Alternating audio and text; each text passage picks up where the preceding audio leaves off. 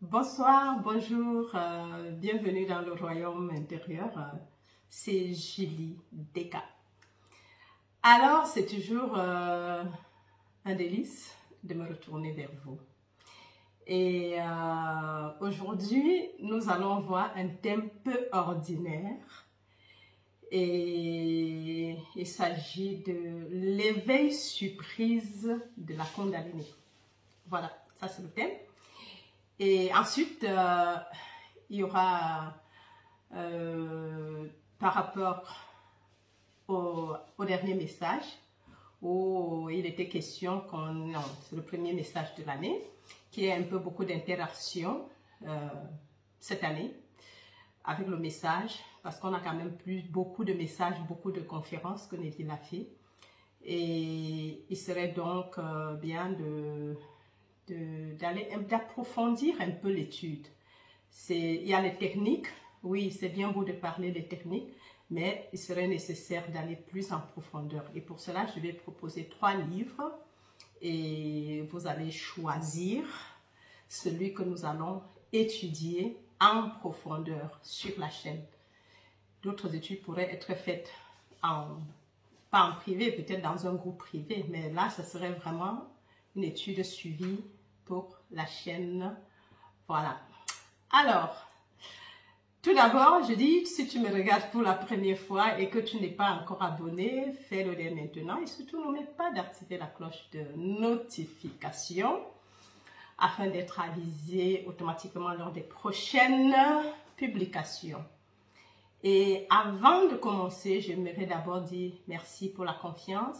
Merci parce que vous êtes là. Si je suis là, c'est parce que vous êtes là dehors, qui écoutez, qui suivez les messages qui sont publiés, qui m'encouragez par vos likes, vos commentaires, et ainsi que les abonnements, et la famille grandit de jour en jour. Donc, je tiens à vous dire merci.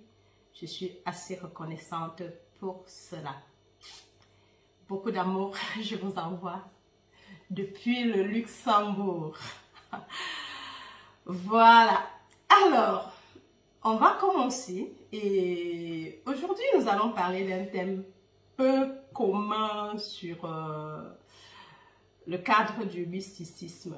Mais j'ai jugé bien de partager cette expérience avec vous. Pourquoi? Parce que c'est une expérience qui m'est arrivée il y a 1 an de cela. Et pourquoi c'est aujourd'hui que j'en parle? Parce que je crois qu'il y avait tellement beaucoup de choses qui se passaient que je n'avais pas encore le courage d'en parler. Et je n'arrivais pas à comprendre pourquoi c'est arrivé, mais je n'avais pas non plus trop de courage pour en parler. Alors, aujourd'hui, j'ai décidé de rompre le silence et de partager ça avec vous, au cas où cela vous arriverait, que vous sachiez de quoi il s'agit. Donc, je vais parler de mon expérience de l'éveil de la Kundalini, surprise. Vraiment. Pourquoi surprise? Parce qu'en fait, dans le jargon chrétien, on ne parle jamais de ces choses, des centres énergétiques du corps. On n'apprend même pas trop à connaître le corps, donc on ne sait pas ce que c'est. C'est difficile d'expliquer à quelqu'un, voilà, donc il y a des centres énergétiques sur le corps, sauf si on fait des études, oui, en privé, personnelles. Donc, c'est vrai que ça fait quand même quelques années que je m'intéressais au yoga. Donc, j'ai essayé de lire, je lis beaucoup, ça c'est une de mes passions. Et je lisais, donc j'essayais de regarder c'est quoi ces centres chakrins, qu'on parlait des chakras, ainsi de suite. Donc, j'ai un peu quand même fait l'aperçu de ces choses sans aller en profondeur. Parce que ça, je n'ai pas expliqué, comment on dit, j'ai pas approfondi cela. Donc, c'est pas comme si c'était une voie que je voulais suivre, bien que ça n'aurait pas fait du mal de faire des cours de yoga. J'étais même intéressée pendant pas pendant le confinement, à faire des cours de yoga, des séances de yoga, peut-être pour étirer les muscles, la flexibilité. Ça, j'aurais bien voulu le faire, mais bon, je ne l'ai pas fait. Alors, qu'est-ce qui s'est passé ce jour? En fait, c'était une soirée en novembre 2020 que j'ai fait cette expérience.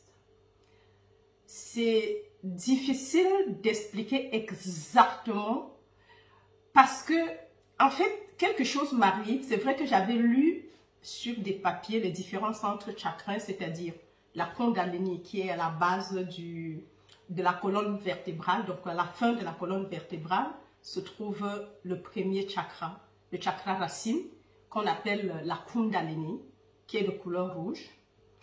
Et je vais juste situer, ensuite, entre le chakra racine, donc entre le nombril et le pubis, se trouve le chakra, le deuxième centre d'énergie, qui est de couleur orangée. Puis vient le plexus solaire, le chakra du plexus solaire, qui est au niveau du plexus solaire, bien sûr. C'est comme on l'appelle par la zone, qui est de couleur jaune. Ensuite, au milieu de la poitrine, se trouve le chakra du cœur. C'est un autre centre d'énergie, qui est le chakra vert émeraude, qui est le centre d'amour inconditionnel. En plus, vient le chakra du cou, qui est le chakra du cou, qui est de couleur bleu ciel, le chakra du cou. Donc, c'est au niveau de la glande thyroïde, c'est quelque part ici, ça se localise là. Et le chakra, et ensuite vient le chakra, le sixième, qui est ici, entre les deux cils, donc c'est quelque part ici. En fait, les Indiens mettent à ce niveau-là un point rouge. C'est le chakra du troisième œil, ou l'autre, donc on l'appelle là où il y a la glande pinéale.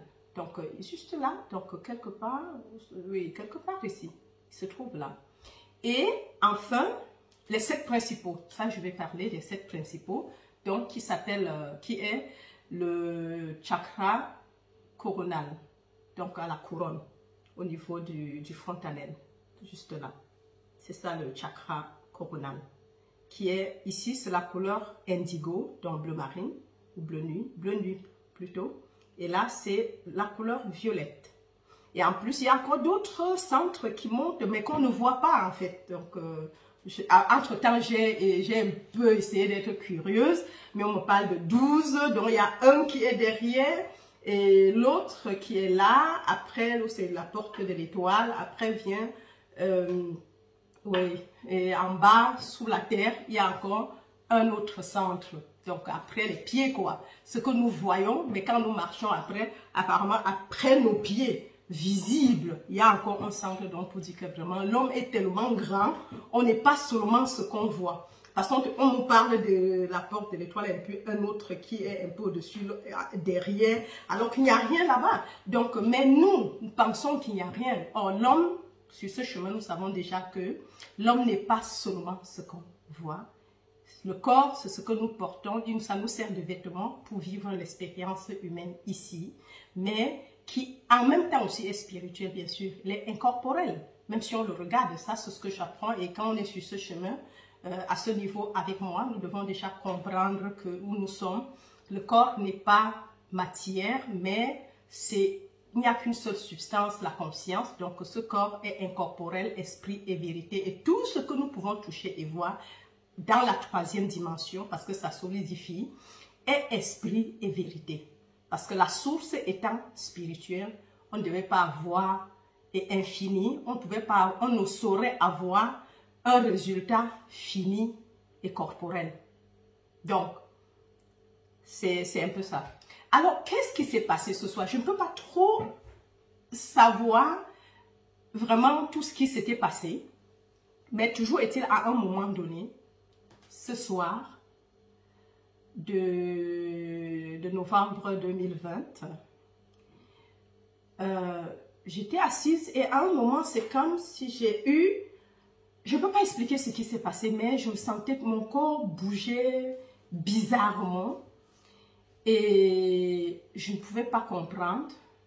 Il n'y avait rien de particulier qui s'était passé. Et je me suis assise, mais c'était vraiment comme un feu, en fait. J'ai fait appel à une connaissance. Je dis, ben voilà, c'est un truc bizarre, je n'arrive pas à comprendre et tout. Et je ne peux pas expliquer. Mais en fait, mon corps était bizarre. Donc, bon, mais après, on m'a dit, ça peut être un phénomène spirituel. Je dis, je ne sais pas. Donc, toujours est-il après, on a raccroché. Le fond ici, c'est qu'il y a eu, à un moment donné, c'est comme des brûlures. C'est comme si quelque chose est en train de brûler. Donc, en fait, c'est difficile d'expliquer le phénomène, tout ce qui s'est passé. Je sais seulement qu'après un bon bout de temps, aller à l'hôpital, je ne sais pas si c'était le bon moment d'aller à l'hôpital. Et nous savons aussi que c'était cette période de confinement. Donc c'est en plein confinement, tout était fermé. Donc l'hôpital, si ce n'était pas un truc, on ne t'admettrait pas. Et ce genre de choses, ça ne va même pas à l'hôpital. Peut-être on va t'amener chez le psy ou bien, je ne sais pas. Ou, comment on dit, ouais. Donc, toujours est-il, le plus intéressant, c'est au niveau de l'éveil de la Kundalini. Donc, j'étais très calme. Bon, pas calme, je ne pense pas que j'étais calme parce que c'était un mélange de peur et tout. Je ne savais pas ce qui m'arrivait. Et à un moment donné, je pouvais voir comme un marquement le volcan, quoi. À un moment donné, quand on montre les photos, on voit le feu qui est en train de bouillir, une couleur rouge qui bout quelque part et ça... En fait, c'est un peu ça, en fait. Il y a une très forte pression qui se bouge un peu. Je pouvais voir bien que ce soit à moi que ça se passait, mais c'est comme si je voyais ça de l'extérieur, un marquement le volcan qui était en train de bouillir tout rouge, en fait. Des boules de feu vraiment rouges qui bouillonnaient et j'essaie d'utiliser les bras pour plus comprendre ce qui se passait. Ça bouillonnait, en fait. Ça bouillonnait. Et le ressenti après, c'est comme, je voulais dire en extase, mais c'est pas l'extase. Mais c'est comme une succession d'orgasmes. Mais qui se passe. En fait, on est dans un état c'est une secousse dans presque 30 minutes. En fait. Donc, bon, pas 30 minutes que ça s'est arrêté complètement, mais après cette étape du bassin, et c'est au niveau du bassin. J'essaie juste d'utiliser les mots pour expliquer en fait ce qui est inexplicable. C'est comme si j'essaie de vous dire que la femme en travail, expliquer à quelqu'un, à une autre femme à côté qui n'a jamais eu d'enfant, ce que c'est que le travail. Ça ne marche pas. On doit la vivre personnellement pour comprendre. En fait, c'est ça. Et c'est des choses qui se sont passées. Et juste après, quand là, ça se calme, au moment où ça se calme, je vois, c'est comme un grand cercle de feu. Donc, c'est comme si un feu qui m'entoure, qui jaillissait tout autour de moi, de couleur. Et la première couleur était rouge. Donc, la deuxième, c'est comme... En fait, tout le bassin est comme si c'était rouge, quoi. Donc, je pouvais voir en même temps que j'avais les yeux fermés, en fait.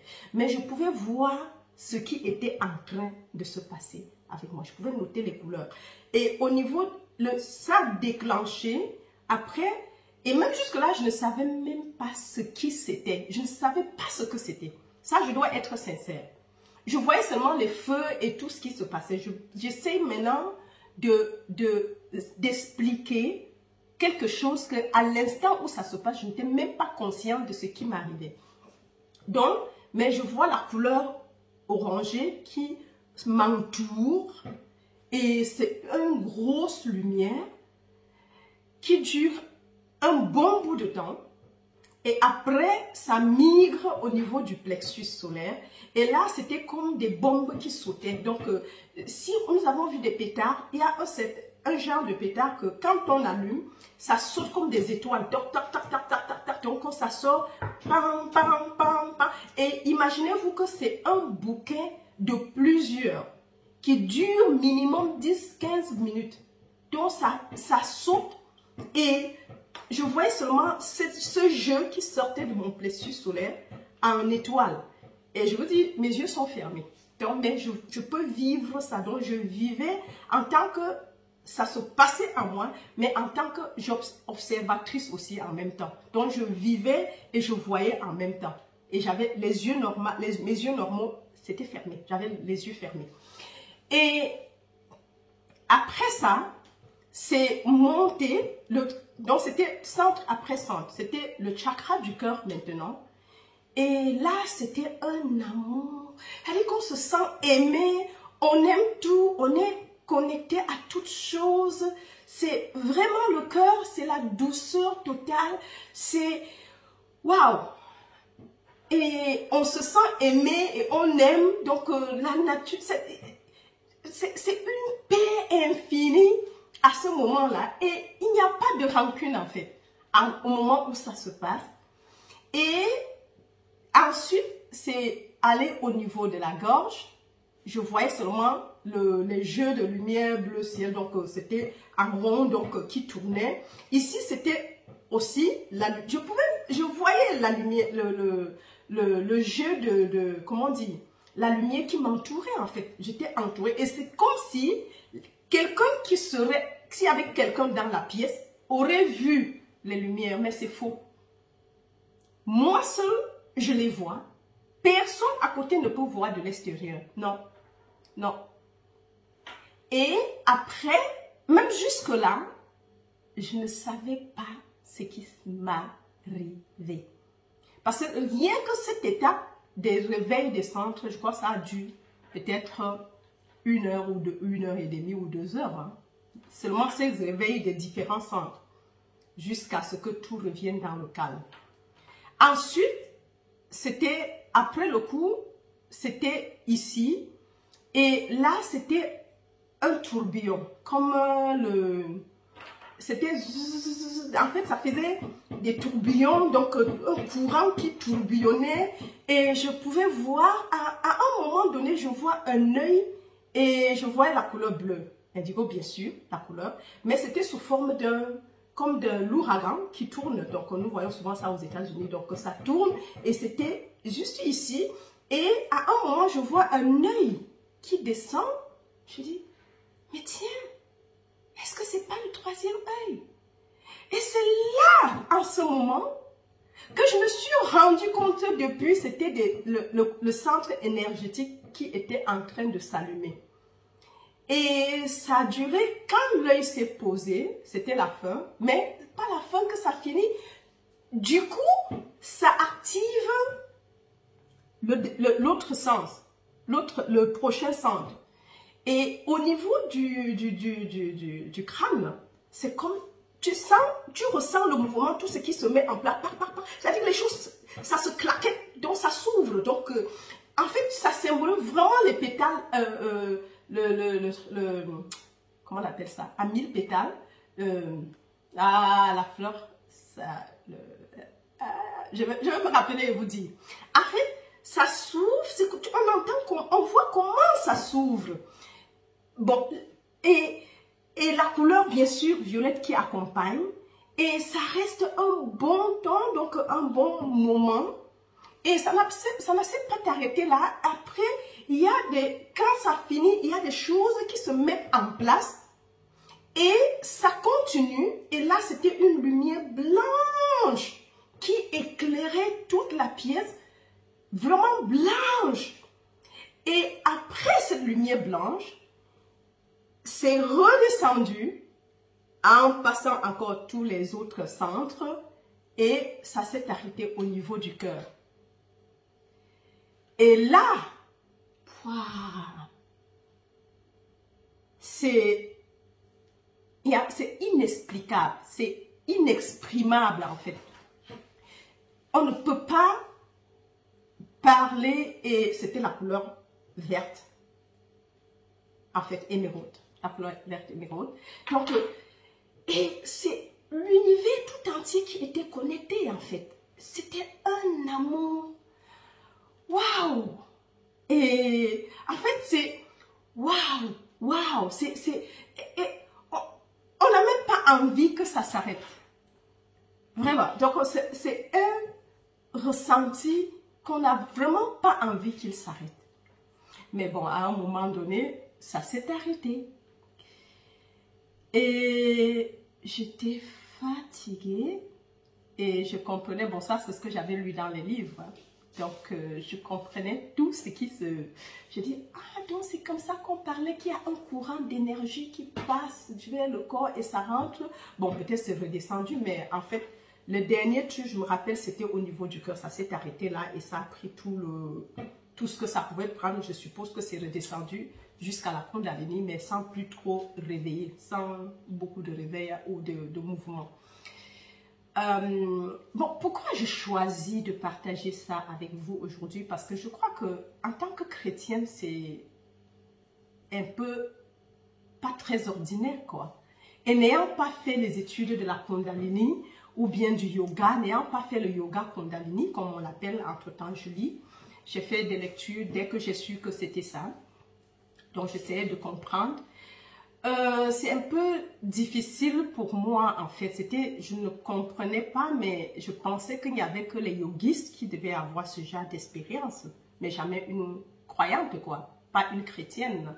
Bon, chrétienne mystique, je crois que c'est quand on dépasse, quand on a déjà dans le moment l'union consciente avec Dieu.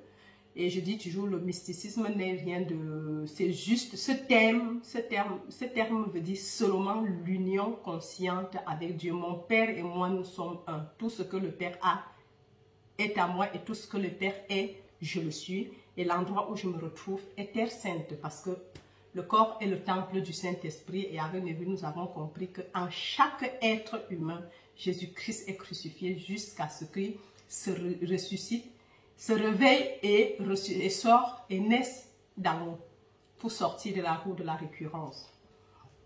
Donc, et c'est quelque chose qui a bouleversé toute ma vie. Aujourd'hui, c'est avec beaucoup de joie que je partage l'expérience, mais je dois vous dire que j'ai traversé après ça des moments très, très difficiles. Et surtout, ce qui est encore marrant, c'est que ces moments difficiles, je ne pouvais pas l'associer à une petite expérience qui a d'un soir, en fait. Je rigole quand j'en parle, je ne pouvais pas associer mes misères d'après avec quelque chose d'un soir. Pour moi, c'était, ah oui, quelque chose s'est passé, je n'étais même pas consciente de tout ce qui, de tout ce que ça impliquait. À quelle énergie, quel centre d'énergie j'étais connectée. Et imaginez-vous que vous recevez quelque chose que vous ne connaissez pas. Vous ne savez pas utiliser. Je ne savais même pas quoi faire à l'époque. Bon, c'est vrai que je méditais comme d'habitude. Mais je dis, là où ça cognait tout le temps. Ça cognait. Et vraiment cogné. Donc, je ne sais pas, mais ceux que... En fait, c'est constamment ça. Donc, comme deux frottements, des trucs qui frottent. Et on ressent, donc c'est comme quelque chose qui est en train de frotter au niveau du frontal. Tout le temps et tout le temps. Ouh. Et alors, un jour, je dis, ah, je vais en forêt. J'ai passé tout mon temps à marcher dans la forêt.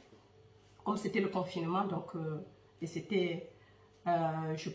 j'avais la possibilité d'aller en forêt marcher, surtout l'année suivante, donc en 2021. Donc, comme il y avait le soleil, je partais tout le temps en forêt, presque tous les jours. Et j'étais beaucoup plus dans la nature, où je pratiquais la respiration et tout. Mais bon, je ne savais pas qu'en fait, en pratiquant, ça apaisait, en fait. Mais... jusque-là, même tous ces mouvements, je n'avais jamais à un moment cru que ça avait trait à ce que ce qui était arrivé, je vais dire, bonsoir.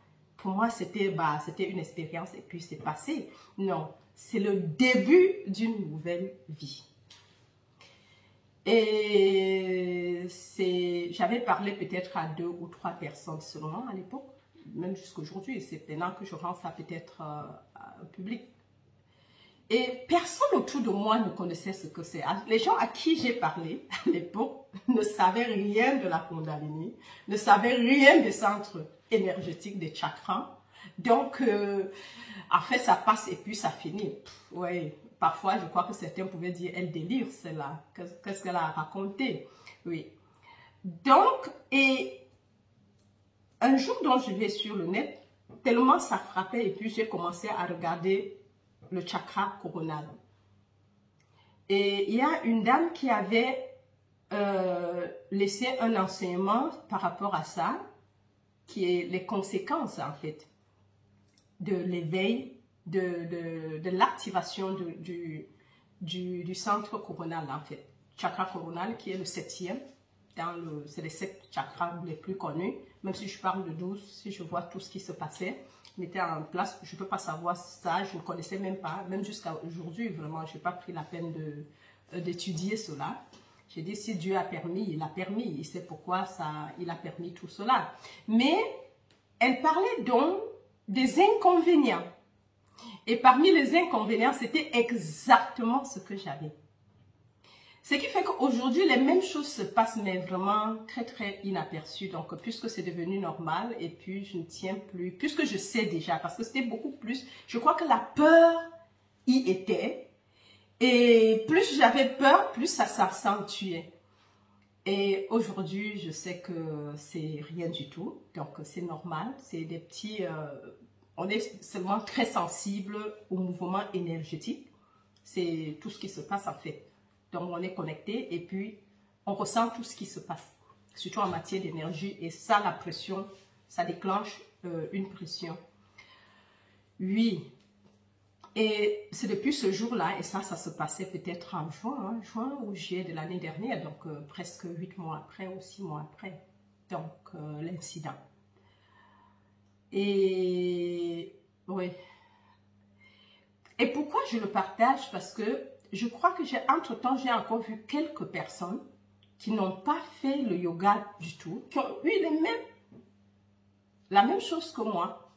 Donc, des personnes qui méditent constamment et tout d'un coup, il y a une autre personne avec qui il a partagé une personne qui a partagé son expérience, qui n'a pas été comme chez moi, mais plutôt aurait reçu une force et pression énergétique qui a pénétré son chakra couronne et traversé jusqu'à la Kundalini, a réveillé la Kundalini et ça a commencé maintenant et commencé à remonter. Et là, ce n'était pas comme chez moi, tout à la fois, mais petit à petit, ce centre s'ouvre, après il travaille et le prochain centre qui s'ouvre, après le travail, après le prochain centre.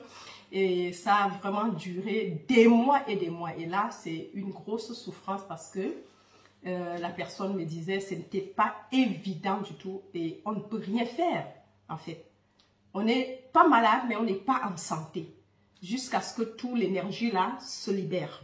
Donc je crois qu'il y avait une grâce de mon côté, que ça a commencé et ça a pris par tout d'un coup. J'ai discuté avec une autre personne qui me dit « Ah mais tu as eu de la chance. Chez moi ce n'était pas...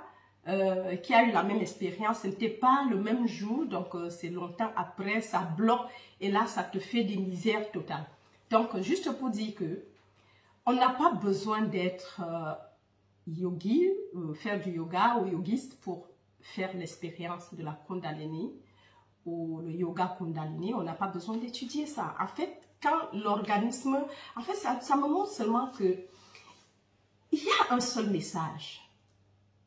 Il y a un seul Christ, pas deux, qui est enterré en chaque personne. Je me souviens que Neville avait parlé de quelque chose, mais je crois que ça devait être ce centre énergétique qui s'était déclenché chez lui.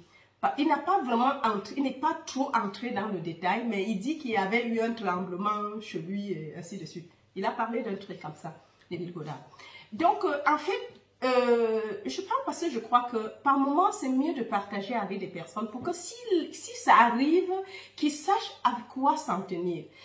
Quand j'ai parlé d'un mois avec l'autre personne, il dit que non, quand il y a cette pression, il faut juste canaliser l'énergie vers un centre inférieur, ça peut être la gorge, ça peut être le cœur, et ça va canaliser l'énergie et ça va et puis ça va se calmer.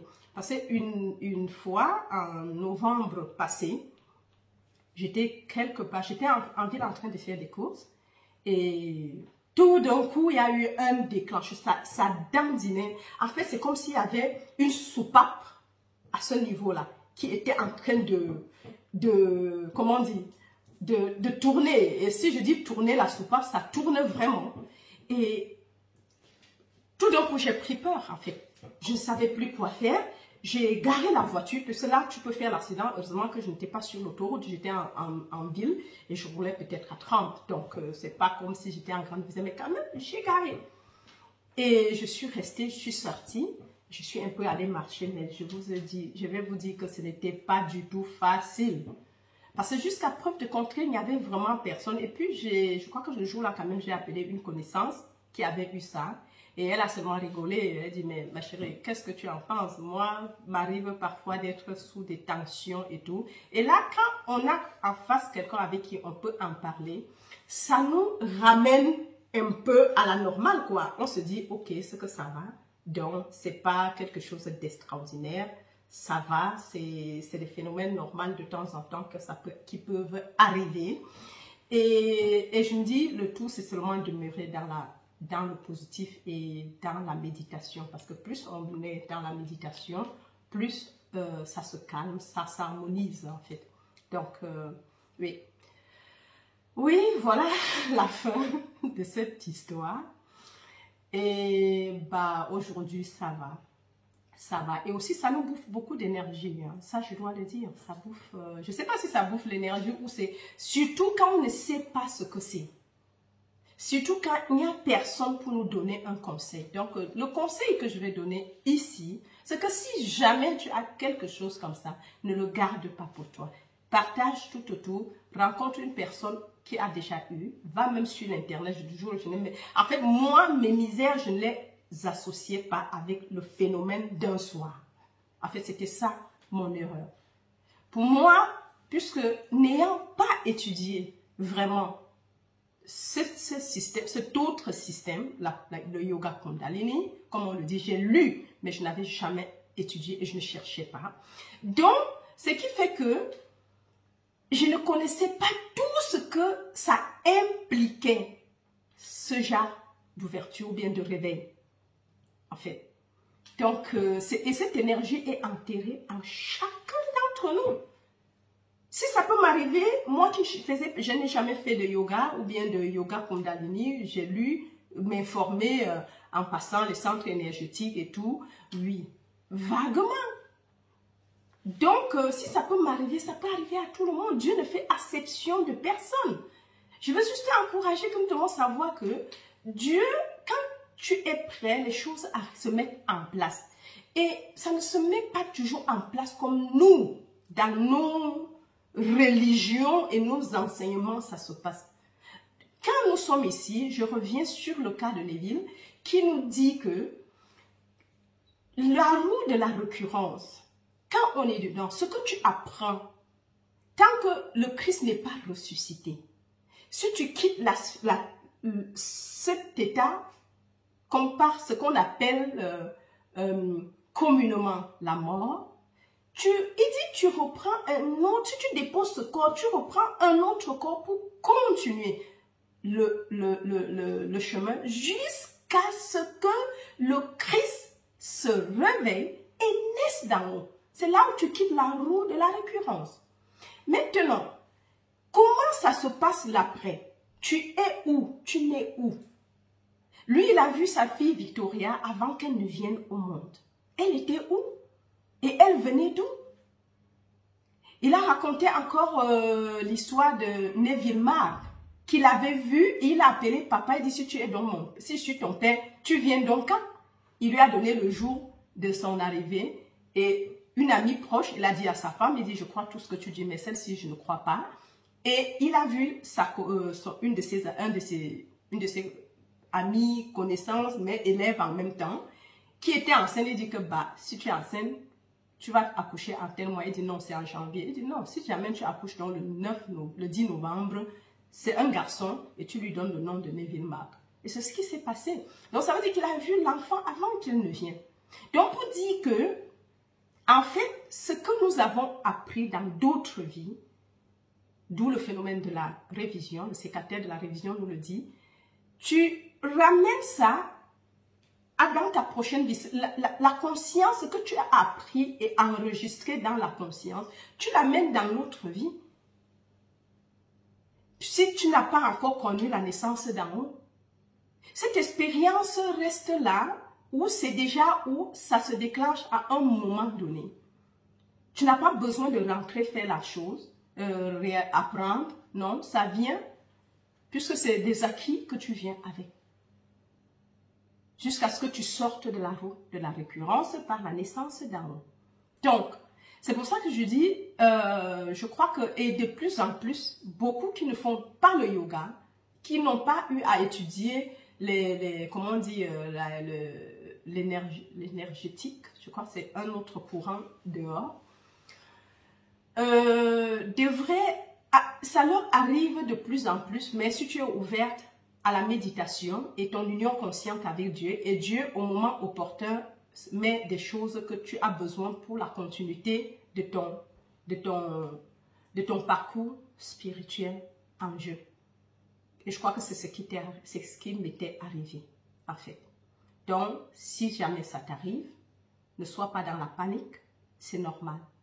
Parle seulement avec des personnes qui ont eu à faire cela. Ne restez pas dans ton coin comme je l'ai fait. Je crois que ça ne m'a pas beaucoup aidé. J'aurais évité beaucoup de misère si j'en avais parlé à des personnes concernées ou même sur le net, regarder, fouiller. Mais bon, c'était aussi en plein confinement où tout était fermé. Et puis la digitalisation, ce n'était pas comme maintenant où on appelle tout le monde, on se connecte et puis ça se passe, non. Bon, mais c'était aussi la naïveté en même temps, parce que sinon j'aurais quand même, j'ai cherché après, j'ai juste vu, mais bon, vraiment de l'aide en tant que telle, je ne l'ai pas eu. Je priais et je laissais juste le divin faire son travail, parce que je me suis dit, ce qu'il a commencé, il achèvera aussi bien. Qui commence, oui, je lui ai fait comment dire, confiance, tous les yeux fermés, quoi. Donc, c'est un peu ça. Donc, c'est ce que j'avais à partager. Et deuxièmement, comme je dis, il y a 3 livres pour l'interaction avec le message de Neville. Donc, j'ai prévu Ta foi et ta fortune. Les enseignements de base de Neville, qui sont, il y a 5 leçons, qui englobent tout le message de Neville et toutes les techniques. Ta foi et ta fortune aussi, qui est assez complet, qui résume beaucoup d'enseignements et de techniques.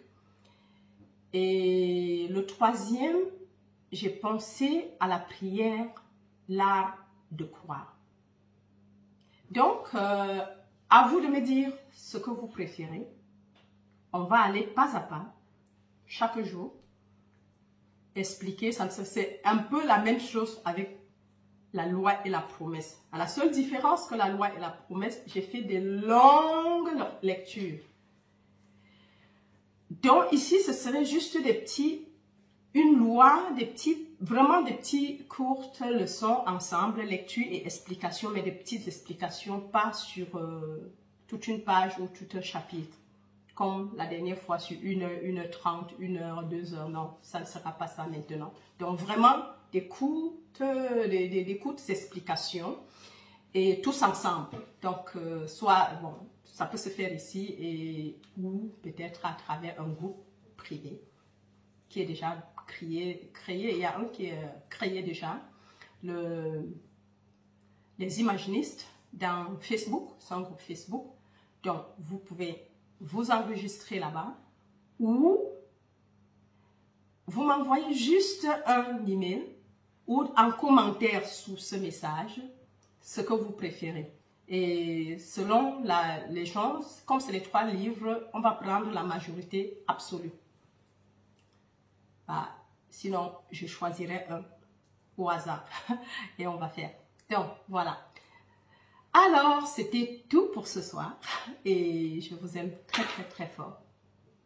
Donc, partagez la vidéo tout autour de vous.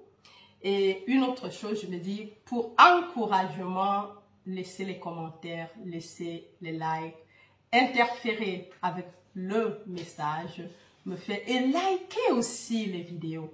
Likez si ça vous plaît. Donc, pour moi, ça m'encourage. C'est quand je vois les likes, ça m'encourage. Ça veut dire, ok, on est satisfait, le travail. Quelque part, même quand on est, c'est vrai, on va dire, on n'en a pas besoin, mais c'est juste un moyen de m'encourager. Moi qui prends le temps, vous voyez ce que ça veut dire de faire une lecture, redécouper, après, ça prend tout le temps que ça prend. Mais en fait, liker, c'est comme de l'énergie que vous m'envoyez. Donc, ça, c'est un très, très grand encouragement. Et surtout, partagez le message tout autour de vous pour que les gens puissent comprendre apprendre à interagir avec notre vie, leur vie. Comme on a dit, c'est l'éveil pour tous en 2022.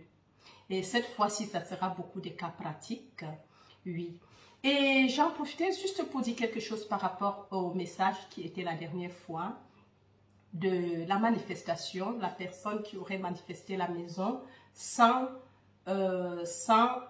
y mettre un sou.